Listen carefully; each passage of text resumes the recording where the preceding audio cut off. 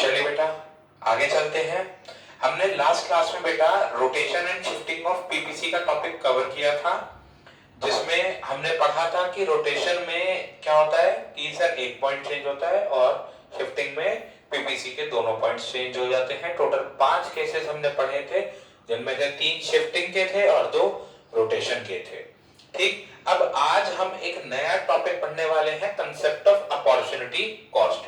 बेटे बहुत important topic है, ठीक, तो इसको बहुत अच्छे से समझेंगे। अपॉर्चुनिटी कॉस्ट, बेटे अपॉर्चुनिटी वर्ड का मतलब क्या होता है? ये इंग्लिश का वर्ड है अपॉर्चुनिटी। तो आप सब इंग्लिश के महापंडित हैं बेटे, तो आप जानते होंगे अपॉर्चुनिटी शब्द का इंग्लिश मीनिंग। अपॉर्चुनिटी शब्द जो है बेटा, देखिए अगर मैं बिल्कुल लेमैन की भाषा में बात करूं, एक आम आदमी की भाषा में बात करूं, तो अपॉर्चुनिटी का मतलब होता है बेटा मौका, है ना? कि किसी भी काम को करने का जो मौका है वो आपको अपॉर्चुनिटी, मतलब आप उसे अपॉर्चुनिटी कहते हैं बेटा।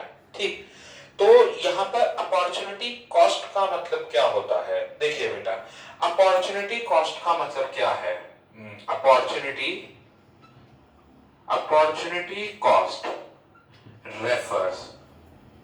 refers to the cost of next best alternative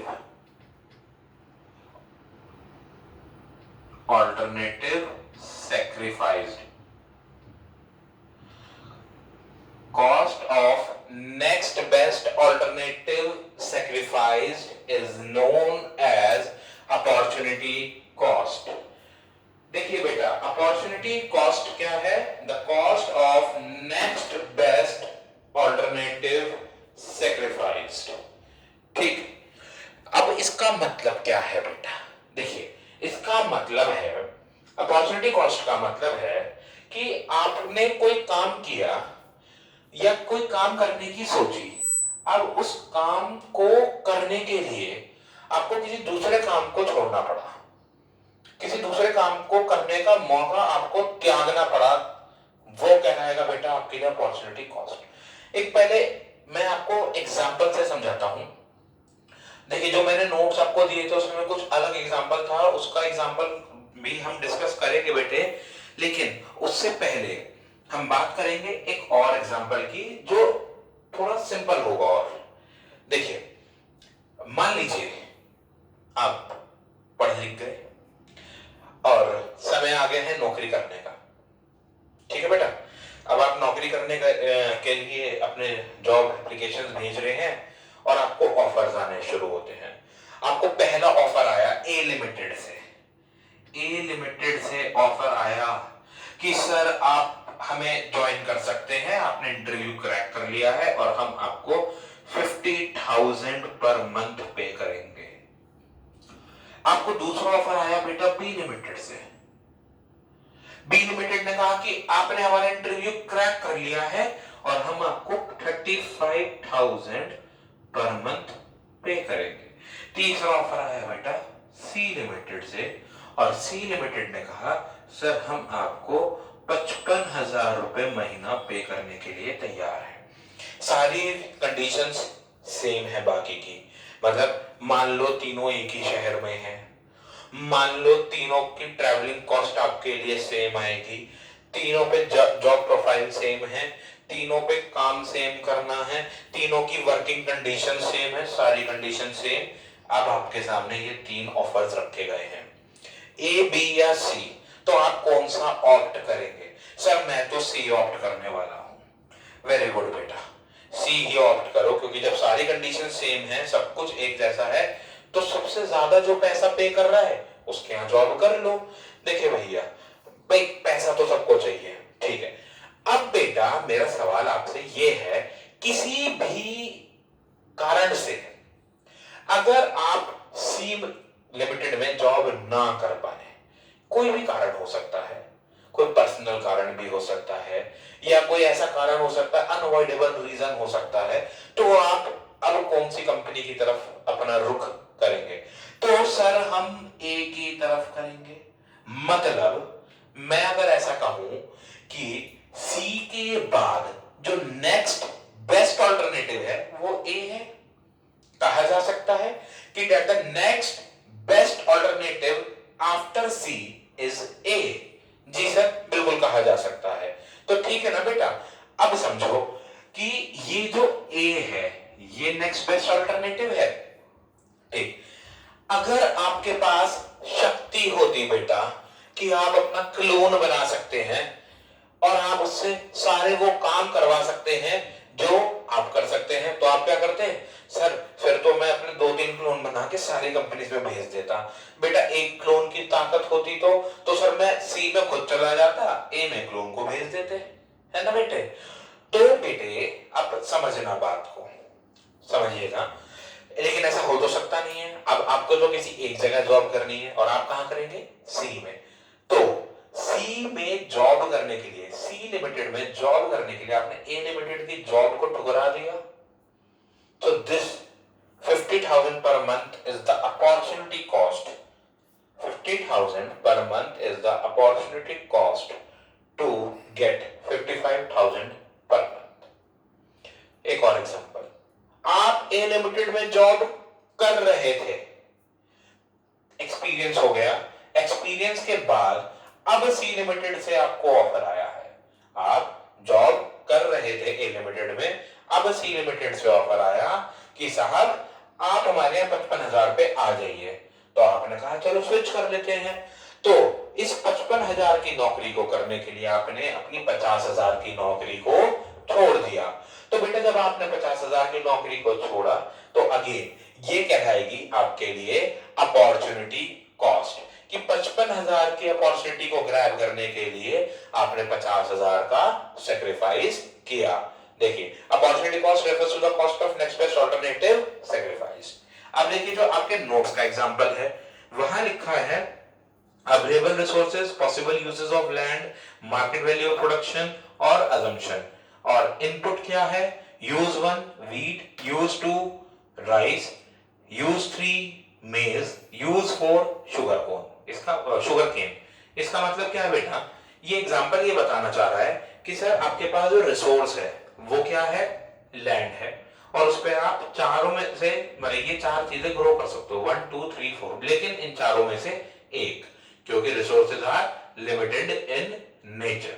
ठीक, अब इन चारों की मार्केट वैल्यू, यूज 1 की मतलब यानी कि व्हीट की मार्केट वैल्यू है 5,000, राइस की है 4,000, मेज की है 3,500 एंड शुगर केन की है बेटा 6,000। तो बेटा अब एक बात बताइए, आप क्या ग्रो करेंगे? तो सर इस एग्जांपल के हिसाब से तो हम शुगर केन ग्रो करेंगे।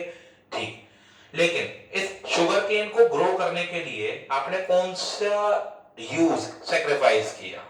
तो सर अगर हम मार्केट वैल्यू के हिसाब से बात करें तो हमने सैक्रिफाइस किया यूज 1 दैट इज व्हीट, जिसकी मार्केट वैल्यू थी 5,000 रुपए की। ठीक बेटा, तो इस एग्जांपल के हिसाब से भी हमने समझ लिया। देखिए असम्पशन क्या दिया कि technique of production is constant and resources are fully utilised. ठीक, जो कि हमारी पीपीसी की भी असम्पशन होती है। ठीक, चलिए आगे चलते हैं। अब हम आगे बात करेंगे इसके ग्राफ की। ठीक बेटा, देखिएगा, देखो बेटा सीधी सी बात है कि अगर आप दो गुड्स ग्रो करते हैं सेम पीस ऑफ लैंड पर, अगर आप दो गुड्स को ग्रो करते हैं सेम पीस ऑफ लैंड पर, तो चलो एक पहले पीपीसी बनाओ, एक्स एक्सिस वाई एक्सिस, यहां पर मैंने लिया सर वाई एक्सिस पे good A, this is point of origin, this is good be on X axis. Sir ये मेरा एक पीपीसी बन गया, और एक असम्पशन लीजिए, एक पॉइंट बनाया हमने, ये हो गया आपका पी पॉइंट, ये हो गया आपका क्यू पॉइंट। ठीक, अब देखिए ये पॉइंट क्या बता रहा है कि आप P units of good A grow कर रहे हैं और Q units of good B grow कर रहे हैं। ठीक बेटे, अब बेटे अगर मैं आपसे कहूं कि increase the production of good B, तो क्या होगा? कुछ डायग्राम में कुछ चेंजेस आएंगे। ठीक बेटा, किस तरीके के चेंजेस आएंगे वो देखिए।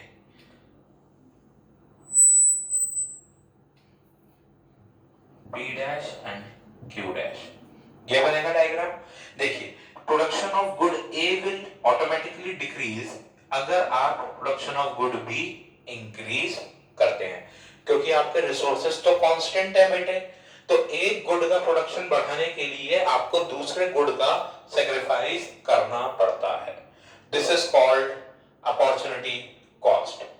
Loss of one good for the gain of other good. Loss of one good for the gain of other good is known as opportunity cost. ठीक, the cost of next best alternative sacrifice is known as opportunity cost।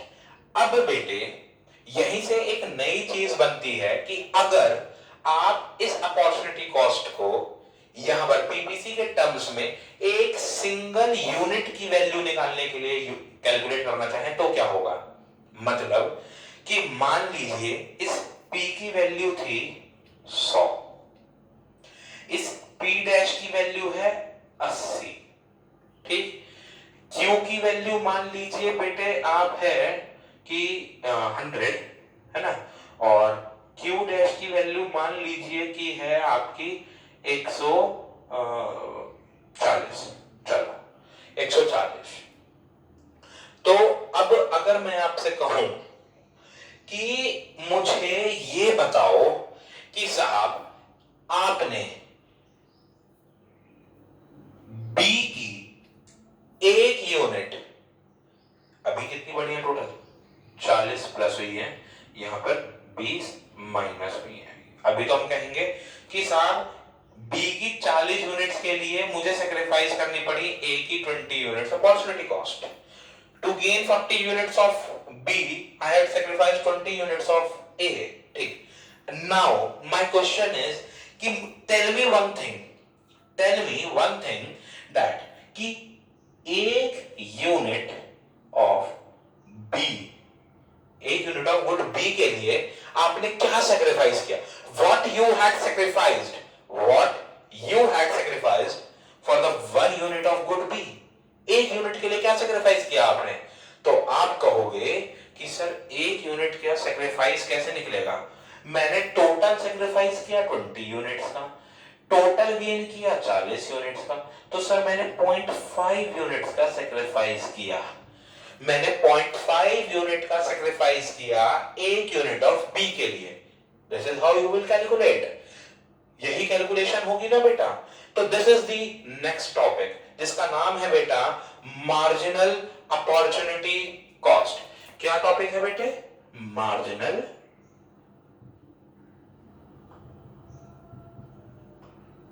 Opportunity cost. Marginal opportunity cost is the next topic. ठीक बेटा, तो हम अब topic पढ़ेंगे marginal opportunity cost. देखो सबसे पहले तो इस मार्जिनल वर्ड को ही समझ लो। इस मार्जिनल वर्ड का मतलब होता है बेटा एडिशन ऑफ वन। क्या होता है, addition of one, addition of one. तो मार्जिनल अपॉर्चुनिटी कॉस्ट में आप क्या पढ़ेंगे कि जब आप एक एक्स्ट्रा यूनिट प्रोड्यूस करते हैं तो आपका क्या सैक्रिफाइस होता है, जो कि अभी अभी हमने सीखा है बेटा। ठीक, तो अब इसको और अच्छे से समझ लेते हैं। देखिए इसको समझने के लिए एक हम पहले वो नोट करते हैं बेटा, एग्जांपल। ठीक, तो एग्जांपल नोट करते हैं और एग्जांपल एक काम करते हैं बेटा, वो ले लेते हैं जो आपके नोट्स में आपको दिया गया है। ठीक है बेटा, चलिए तो एग्जांपल आप लोग के पास तो लिखा हुआ होगा क्योंकि आपको नोट्स मैंने पहले ही दे दिए थे और कहा था इन्हें नोट कर लेना आप लोग। ठीक है बेटा, तो मैं एग्जांपल खोलता हूं।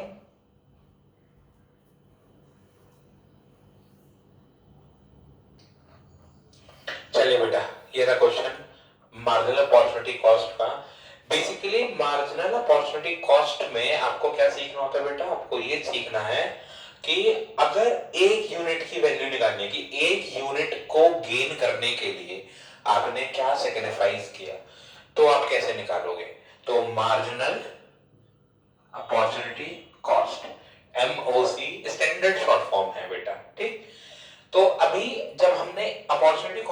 एग्जांपल से ही मार्जिनल अपॉर्चुनिटी कॉस्ट निकाली थी, तो आपने क्या करा था, आपने टोटल सेक्रीफाइस को डिवाइड किया था टोटल गेन से।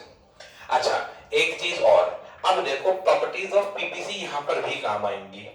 ठीक, हमारी पहली प्रॉपर्टी थी कि PPC is downward sloping left to right. ठीक, तो बेटा downward sloping left to right की वजह से हमने एक असम्पशन ली थी कि the good which is decreasing in order, the good which is decreasing in order will always be kept on Y axis and the good with increasing order will be kept on X axis. तो बेटा इस हिसाब से loss हमेशा y axis पे होगा और gain हमेशा x एक्सिस पर होगा। ठीक, according to property of production possibilities curve. तो इस हिसाब से अगर मैं आपसे बात करूं कि सर MOC का एक फॉर्मूला बना लो, तो आप क्या बनाओगे, आप कहोगे loss on y axis divided by gain on x axis. ठीक, इसको आप नॉर्मली पढ़ेंगे कैसे, delta y by delta x, यानी कि change in good on y axis divided by change in good on x axis. ठीक है, और हमेशा याद रखना बेटा कि मार्जिनल अपॉर्चुनिटी कॉस्ट केस 1 में नहीं निकलेगी। मतलब जो सबसे पहले ऐसे दिया होगा 100 0 या 101 भी दिया हो तो भी आप नहीं निकाल सकते, क्योंकि बेटा इससे पहले क्या प्रोडक्शन था, मान लो यहां 1 लिखा होता तो भी नहीं निकाल पाते। ठीक है, कुछ भी लिखा होता तो हम नहीं निकाल पाते। ठीक, आप एमओसी पहले नहीं निकालेंगे, अब दूसरे में आप निकालेंगे, क्योंकि यहां पर आपको सेक्रीफाइस और गेन दोनों कैलकुलेट करने हैं। चलो यहां पर 1 लिख दिया तो आप कहोगे कि सर 1 से पहले तो प्रोडक्शन 0 ही होगा, निकाल देते, लेकिन बेटा लॉस कितना हुआ बताओ, नहीं पता चलेगा। अच्छा बेटा 1 की बजाय 10 लिखा होता तो क्या मानते कितना गेन हुआ है, ये तो नहीं कह सकते कि 0 से ही आए होंगे, क्या पता 5 से आए हो 10 तक। बात समझ में आ रही है? तो इसीलिए आप फर्स्ट में जहां पर गेन और लॉस नहीं निकल सकता, आप वहां पर एमओसी कैलकुलेट नहीं करेंगे। ठीक, अब सेकंड वाले में देखिए आपको लॉस कितना हुआ, पहले 100 का प्रोडक्शन कर रहे थे और अब 10 का कर रहे हो, 90 का कर रहे हो, तो लॉस कितना हुआ, सर लॉस हुआ 10 का। गेन कितना हुआ, सर गेन तो हुआ 25 का। So this 10/25 is MOC. 1 unit की निकालिए, इसको पूरा सिंप्लीफाई कीजिए, तब बनेगी ये एमओसी 0.4। ये बन गई अब आपकी मार्जिनल अपॉर्चुनिटी कॉस्ट।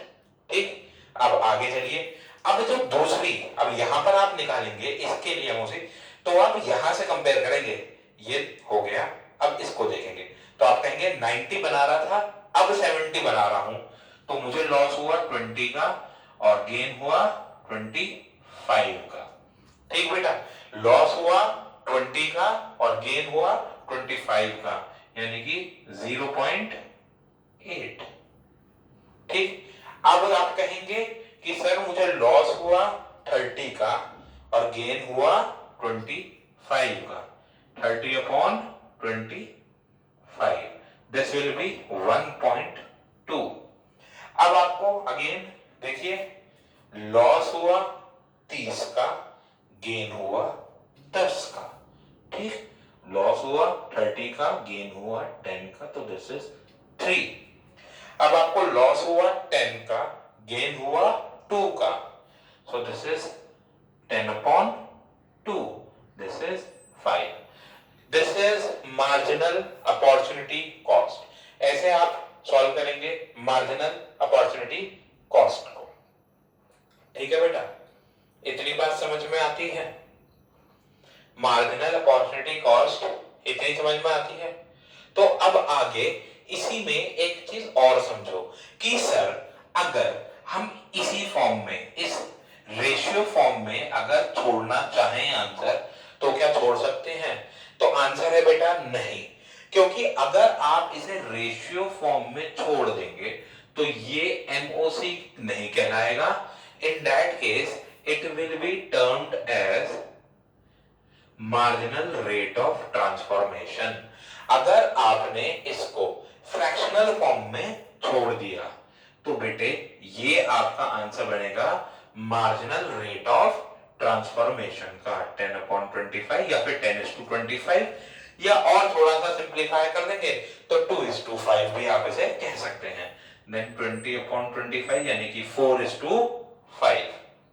ठीक, ये 2:5, ये 4:5, ये हो जाएगा अब आपका 30/25 यानी कि 6:5, ये 3:1 हो जाएगा, और ये हो जाएगा आपका 5:1। Marginal rate of transformation. इसे क्या कहेंगे आप? 2:5, इसे कहेंगे 4:5, इसे कहेंगे 6:5, ये हो गया आपका 3:1, और ये हो गया आपका 5:1। This is marginal rate of transformation and marginal opportunity cost. ठीक है बेटे, प्लीज इसको नोट कर लीजिए अगर आपने नोट नहीं करा है तो, क्योंकि इसके बाद हम एक और टॉपिक जो हमारा पेंडिंग है उसे कवर करेंगे।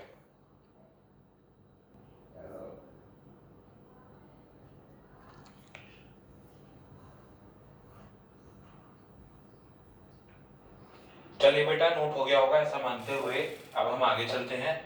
और अब जो हमारा टॉपिक मैंने कहा पेंडिंग बचा है, वो कौन सा टॉपिक है बेटा? हमारा जो पेंडिंग टॉपिक है, जब मैंने आपको पढ़ाया था पीपीसी का टॉपिक सेकंड लेक्चर में, तब मैंने आपसे कहा था उसकी प्रॉपर्टीज के टाइम पर कि साहब प्रॉपर्टीज में से एक प्रॉपर्टी थी आपकी downward sloping left to right, जो हमने समझा दिया था, और एक प्रॉपर्टी थी that PPC is concave to the point of origin, वो अभी हमारी बाकी थी। ठीक है, हम अब उस टॉपिक की तरफ चलते हैं, उसको पढ़ लेंगे अब कि why PVC is concave to the point of origin। ठीक है बेटा, तो इसके लिए हम पढ़ेंगे topic different shapes of PPC. देखिए, पीपीसी की जो शेप होती है ना बेटा, वो आपकी मार्जिनल अपॉर्चुनिटी कॉस्ट से, पीपीसी की शेप मार्जिनल अपॉर्चुनिटी कॉस्ट से रिलेटेड होती है। ठीक है, तो इसीलिए हमने उस टॉपिक को पेंडिंग छोड़ा था। चलिए, अब हम लोगों का टॉपिक है डिफरेंट शेप्स ऑफ पीपीसी। अब कुछ बच्चे कहेंगे कि सर ये टॉपिक तो नोट्स में हमें दिखा नहीं था। हाँ बेटा, ये टॉपिक नोट्स में नहीं डाला गया था क्योंकि इस टॉपिक में लिखने के लिए कम, समझने के लिए ज्यादा है।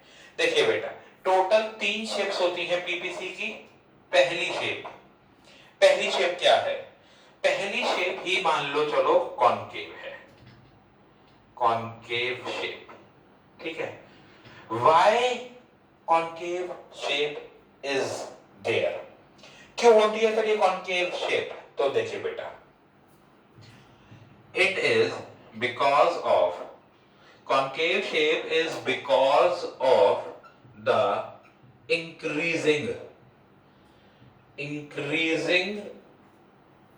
order of MOC। Sir increasing order of MOC, अब ये क्या चीज आ गई बेटा? इंक्रीजिंग ऑर्डर ऑफ MOC का मतलब है जैसी MOC अभी अभी हमने निकाली थी, मतलब कि हर बार पहले से ज्यादा सैक्रिफाइस हमने किया था। हमने देखा था पिछले वाले क्वेश्चन में, हमने पहले 0.4 का सैक्रिफाइस किया, फिर 0.8 का करा, फिर 1.2 का करा, फिर 3 का, और फिर 5 यूनिट्स पर यूनिट के लिए सैक्रिफाइस की हमने।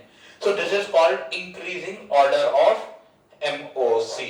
ठीक, तो इस इंक्रीजिंग ऑर्डर ऑफ MOC की वजह से हमारी जो शेप बनती है पीपीसी की, वो कॉनकेव शेप होती है बेटा। देखिए, एक और इसके लिए आप शेड्यूल और डायग्राम से समझ लीजिए।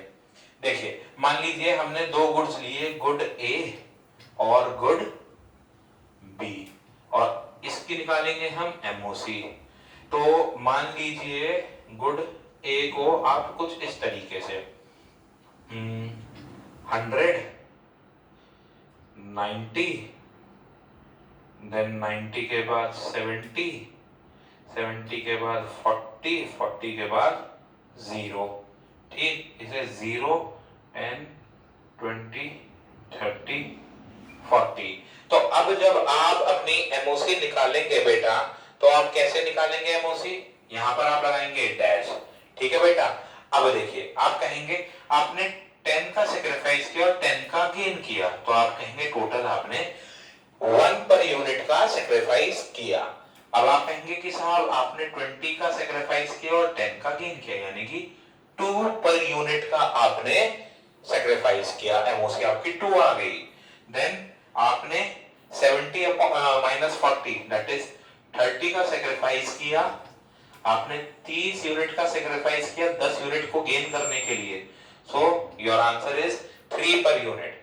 फिर आपने 40 का सेक्रीफाइस किया और 10 का गेन किया टोटल में, तो 4 पर यूनिट का आपका आया average MOC.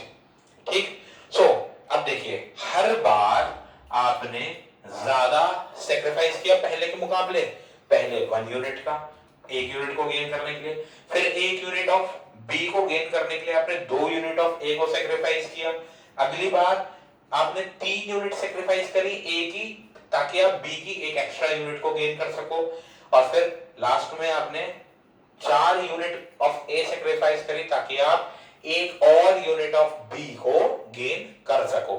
So in this case now you will have the concave shape of what, PPC.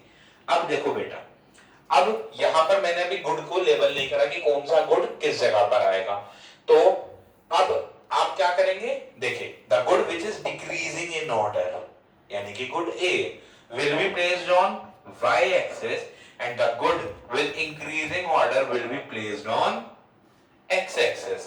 ठीक है बेटे, तो अब आप डायग्राम बनाएंगे, और जब आप डायग्राम बनाएंगे तो उसकी शेप बनेगी आपकी कॉन्केव शेप। तो कॉन्केव शेप क्यों होती है बेटा पीपीसी की? Because of increasing order of MOC. जब एमओसी का इंक्रीजिंग ऑर्डर आता है तो सर पीपीसी की कैसी शेप बनेगी? Concave shape. ठीक है बेटा, हो गया, नोट कर लो ताकि मैं इसे रब कर सकूं।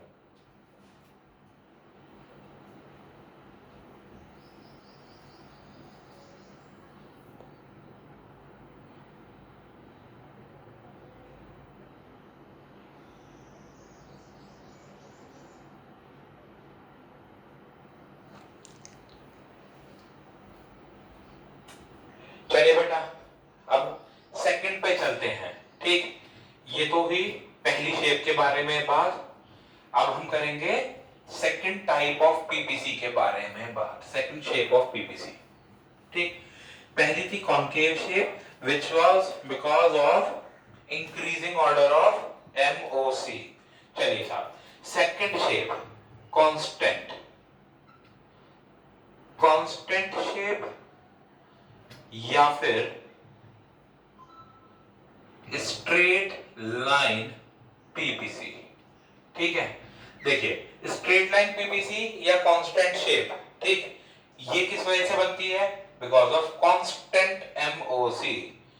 It is because of, it is because of constant order of MOC. ठीक, कांस्टेंट ऑर्डर का मतलब क्या है बेटे? अब ये समझेंगे आप। गुड ए, गुड बी और एमओसी। चलिए, 100, 0। ठीक, अब आपने सेक्रीफाइस किया, मान लो वही कितना, चलो इसे कर दो 80, इसे कर दो 10, ठीक, इसे कर दो 60, इसे कर दो 20, इसको करो 40, देन 20 एंड लास्ट में 0। ये हो जाएगा आपका 30, 40, 50। ठीक है बेटे। अब देखिए यहां पर आपकी एमओसी निकलेगी नहीं।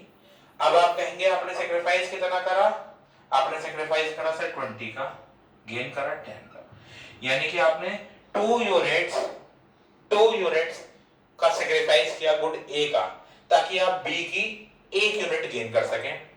अगेन आपने 20/10 किया, ये भी 2।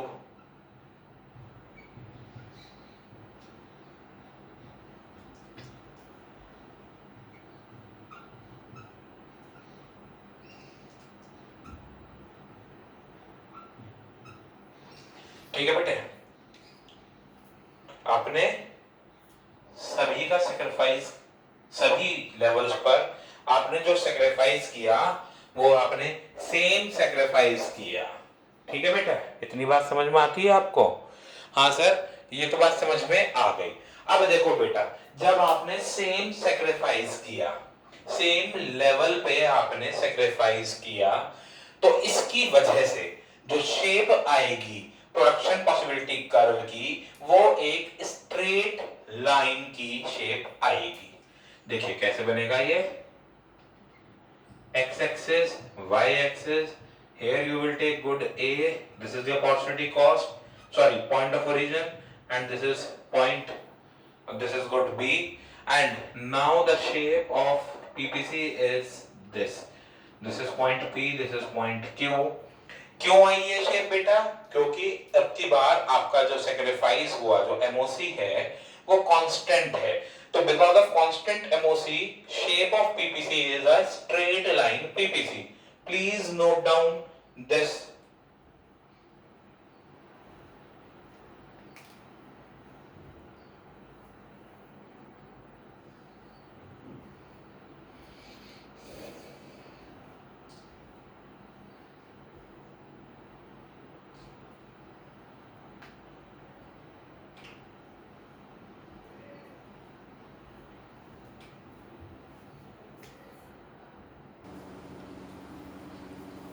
चलिए बेटा, आखिरी टॉपिक देखते हैं डिफरेंट शेप्स ऑफ पीपीसी का। और अगला टॉपिक यानी कि थर्ड शेप ऑफ पीपीसी जो बनती है बेटा, वो बनती है कॉन्वेक्स शेप। ठीक है बेटा, देखिए कॉनकेव और कॉन्वेक्स, ये दो तरीके की शेप्स आपने पहले भी पढ़ी हैं। कॉनकेव का आपने देख लिया है, और कॉन्वेक्स शेप और सर पहले पढ़ी है कहाँ बेटा? 9th क्लास में साइंस में पढ़ी होंगी, फिजिक्स में। हाँ चलिए, third topic convex shape. Convex shape क्यों आती है? Because of decreasing order of MOC. MOC का जब डिक्रीजिंग ऑर्डर होता है ना बेटा, जैसे इंक्रीजिंग आया था तो आपकी बनी थी कॉनकेव शेप। अगर ऐसे ही डिक्रीजिंग ऑर्डर आ जाता है तो हमारे लिए बनती है कॉन्वेक्स शेप। ठीक है, तो चलते हैं, देखते हैं कॉन्वेक्स शेप के लिए। तो अब हमने लिया यहाँ पर गुड ए और लिया हमने गुड बी भी साथ में, और अब इसके लिए हम एमओसी कैलकुलेट करेंगे। यहाँ पे लीजिए 100 0, यहां पर लीजिए आप सेक्रीफाइस में 60 10, यहां पर आप लीजिए अब 30 20 10 30 0 और 40। ये हमने ले लिए बेटे अपनी प्रोडक्शन पॉसिबिलिटी शेड्यूल हमने बना लिया। अब एमओसी निकालते हैं। तो यहां पर आप निकालेंगे कि आपने 40 का सेक्रीफाइस किया गुड ए में टोटल, ताकि आप गुड बी की 10 यूनिट्स को गेन कर सकें। तो 40/10 दिस इज 4। देन आपने बेटा देखिए आपने कितना सेक्रीफाइस किया, आपने 30 का सेक्रीफाइस किया और 10 का गेन किया। तो दिस 30/10 दैट इज 3। नाउ आपने 20 का सेक्रीफाइस किया, 10 का गेन किया, दैट इज 2, और आपने 10 का सेक्रीफाइस किया और 10 का गेन किया, दैट इज 1। अब देखिए, अब आया आपका डिक्रीजिंग ऑर्डर ऑफ एमओसी। तो इस डिक्रीजिंग डिक्रीजिंग ऑर्डर की वजह से, इस डिक्रीजिंग ऑर्डर की वजह से बेटा एक्स वाई, यहां पर लिया मैंने good A, point of origin good B, इसकी वजह से शेप बनेगी आपकी बेटे कॉन्वेक्स। ठीक है, इसकी वजह से बनती है convex shape. Please note down this topic.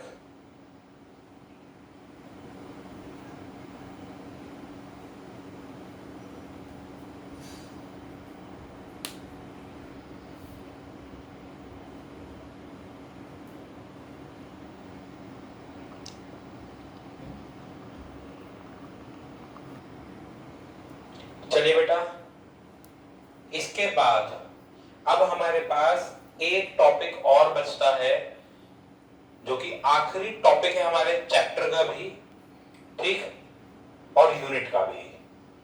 पहली यूनिट माइक्रो इकोनॉमिक्स की आज हमारे इस सेशन में खत्म हो जाएगी, जो कि 4 नंबर की वेटेज रखती है हमारे एग्जाम में बेटे।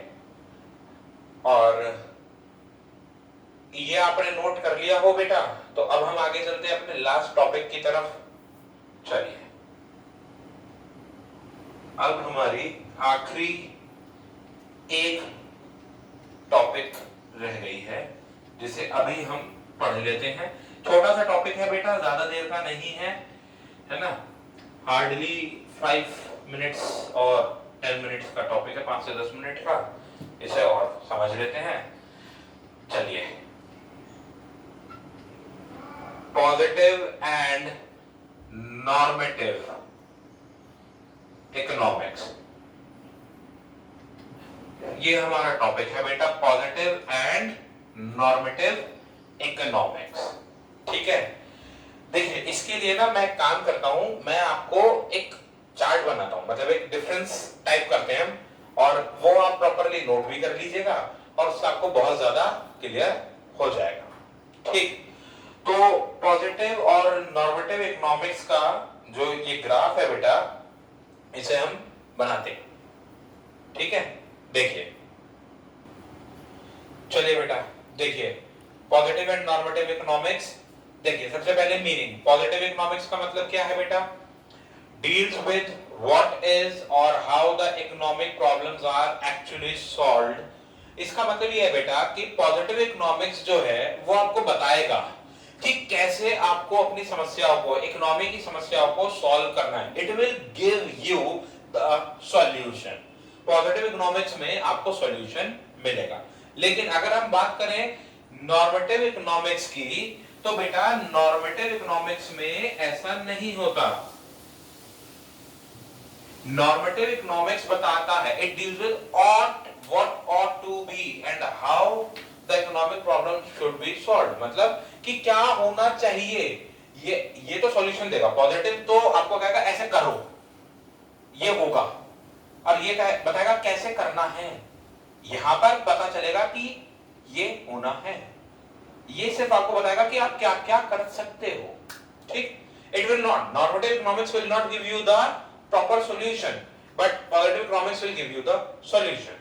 देखिए पॉजिटिव इकोनॉमिक्स में जो भी बातें आपसे करी जाएंगी उनको वेरीफाई किया जा सकता है। जो भी बात कही जाएगी और जो उसका डाटा दिया जाएगा वो सिंक्रोनाइज्ड होंगे, वो वेरीफाइएबल होंगे। लेकिन नॉर्मेटिव इकोनॉमिक्स में ऐसा नहीं होता, क्योंकि वो क्या है, वो सिर्फ आपके लिए ऑट टू बी है, मतलब सजेस्टिव है, जो कि अभी आगे आएगा। वैल्यू जजमेंट, मतलब ये जो पॉजिटिव इकोनॉमिक्स है ये किसी पर्टिकुलर पर्सन के या पर्टिकुलर सोसाइटी के जजमेंट पर बेस्ड नहीं होता, मतलब ये किसी के लिए जजमेंटल नहीं है। ठीक, लेकिन नॉर्मेटिव इकोनॉमिक्स जो है वो वैल्यू जजमेंट देता है, मतलब वो लोगों के जजमेंट देता है, मतलब लोग बताते हैं, हर आदमी का अपना अलग अलग जजमेंट होता है बेटा। यहां पर कॉमन बात होती है, यहां पर पर्टिकुलर पर्सन के हिसाब से बात होती है। ठीक, ये सजेस्टिव, पॉजिटिव इकोनॉमिक्स सजेस्टिव नहीं होता क्योंकि ये फैक्ट्स बेस्ड है, लेकिन ये ओपिनियन बेस्ड है, तो ये सजेस्टिव है, ये सजेशंस दे सकते हैं। हर आदमी अपने हिसाब से बताएगा आपको कि आप ऐसे कर लो, आप ऐसे कर लो, आप ऐसे कर लो, लेकिन कोई भी आपको पर्टिकुलरली प्रॉपरली नहीं बता पाएगा। ठीक, एग्जांपल जैसे कि पॉजिटिव इकोनॉमिक्स में क्लियर कट बताया जाता है कि साहब ऐसा हो रहा है, प्राइसेस बढ़ रहे हैं, साहब पॉपुलेशन बढ़ रही है, साहब प्राइसेस घट रहे हैं बहुत ज्यादा, प्राइसेस बढ़ रहे हैं मतलब सर इन्फ्लेशन आ रहा है बहुत ज्यादा इकोनॉमी में, पॉजिटिव इकोनॉमिक्स का एग्जांपल। सर इन्फ्लेशन को कंट्रोल कर लो, नॉर्मेटिव इकोनॉमिक्स। हाँ हमें भी पता होना चाहिए इन्फ्लेशन कंट्रोल, लेकिन ये बात नॉर्मेटिव इकोनॉमिक्स की है। लेकिन प्राइसेस बढ़ रहे हैं, ये आपने क्लियर पिक्चर बताई कि सर प्राइसेस बढ़ रहे हैं, तो पॉजिटिव इकोनॉमिक्स। सर जो प्राइसेस बढ़ रहे हैं ना वो कंट्रोल भी होने चाहिए, ये आपका सजेशन है। करना ना करना वो एक अलग चीज है, लेकिन आप एक सजेशन दे रहे हो कि सर कंट्रोल होने चाहिए, ठीक, वो नॉर्मेटिव इकोनॉमिक्स है। प्लीज आप इसको भी नोट डाउन कर लीजिए, and after this we will end our session over here only.